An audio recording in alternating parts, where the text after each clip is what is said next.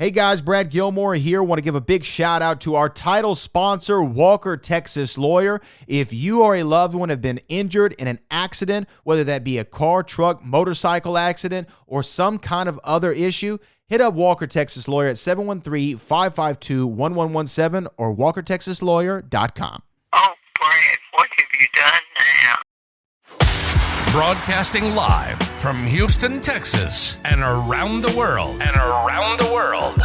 TV host, best-selling author, and radio personality Brad Gilmore brings you a collection of conversations with stars from movies.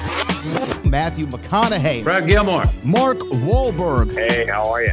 The legendary Mr. Christopher Lloyd. Christopher, how are we doing? I'm doing good. Great introduction.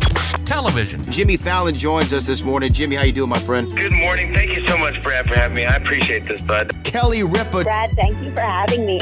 Comedy. Jay Leno joins us. Jay, how you doing? Hey, Brad, what's going on? Chris Tucker is in the building. Chris Tucker, good morning to you. Hey, Brad. Good morning to you. How are you? Gabriel Fluffy Iglesias. Good morning. Music. Lola Monroe. Thank you. Thank you for having me. The legendary frontman of AC/DC, Brian Johnson, joins us right now. Brian, how you doing? Good morning, Brad. What lovely to talk to me, funny lad. Grammy Award winner Maya joins us. How are you? And more. This is The Collection. Now your host, The Boat, Brad Gilmore.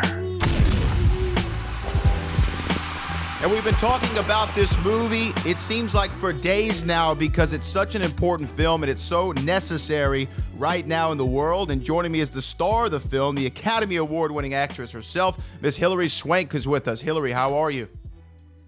Hi, I'm wonderful. Thank you. How are you? I'm doing well. First of all, congratulations on the movie, because I've been seeing you talk about it. I talked to Tamala Jones, and it seems like such a special project. It has a 99% score from the audiences on Rotten Tomatoes right now. People are loving the movie. How does that make you feel? Oh, it makes me feel so just humbled, because I just play this real-life woman. But I'm not her. She's this extraordinary light beam who is just such an inspiration and a reminder of the good in life. Yeah, and that's something that we need to be reminded of, that people are still good. No matter what the internet says, we're still good people to one another, and a community can come together, right? That is exactly right. Now, I've heard, like I said, I talked to Tamala Jones, and she described this movie as a beautiful love story that doesn't involve romance. Would you agree with that assessment? Yeah, absolutely. I mean, there's a lot of different components to that love story in this movie, too. It's not just about two adults and Alan Ritchson's character and mine having a platonic relationship, but it's also a love story in that it's a father-daughter love story. It's a community love story. It's a mother-son love story. There's so much love in this movie, and it just resonates deeply with I think so on so many levels in so many ways. And again, the movie's based on a real life story. You play a real character, Sharon. Now, when you're preparing for a role where it's a real life character, how much research do you do to make sure you play that character true to life? And do you want to not do too much research so you can leave something on the table so you can find the character you need for the story? Yeah, it's a good question. Well, it's a big responsibility playing a real life person, especially someone bigger than life like Sharon, who is all in every single way. And you want to make sure that you're doing justice to her and that she sees the movie and she's proud of what she sees. But yeah, she also wants me to take some creative license and be able to, bring my own color to it here and there. But she was so colorful, I didn't really need to bring the extra color to it. Yeah, your co-star again, Tamala Jones, who I got to talk to tomorrow. She talked about working with you and how she learned so much just observing you on set. She said one of the things that she noticed that you would do is you'd go up to the director, John, and and ask a lot of questions. And it was something that she never did before, but ask questions about what the scene is, what your character's needing to do and react. Is that something that you've always done in your movies, is ask a lot of questions to the director to make sure y'all are nailing exactly what is needed? No, that's really a kind thing for her to say. She was lovely to work with and so wonderful in the movie. I always say you're only as good as your weakest link. So when everyone comes in so strong, it's just like, it's such a delight. And it's like we're kids in the sandbox again, getting to play. I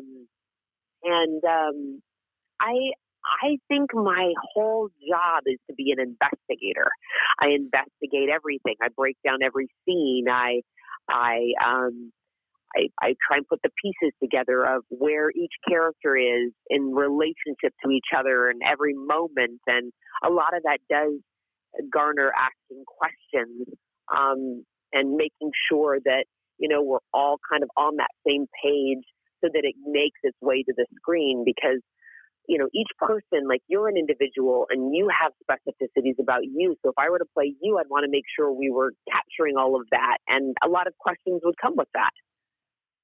It makes sense, and you want to make sure, like you said, you capture the idiosyncrasies, the little ticks, and make sure that, you're doing it with fidelity and seeing everything through and seeing the story through. One of the great things I think about this movie and the message that y'all are sending out there is you can actually go to the website, ordinaryangels.movie, and you can help donate to erase people's medical debt that go through this same process as it's in the movie with the transplant, the organ transplant.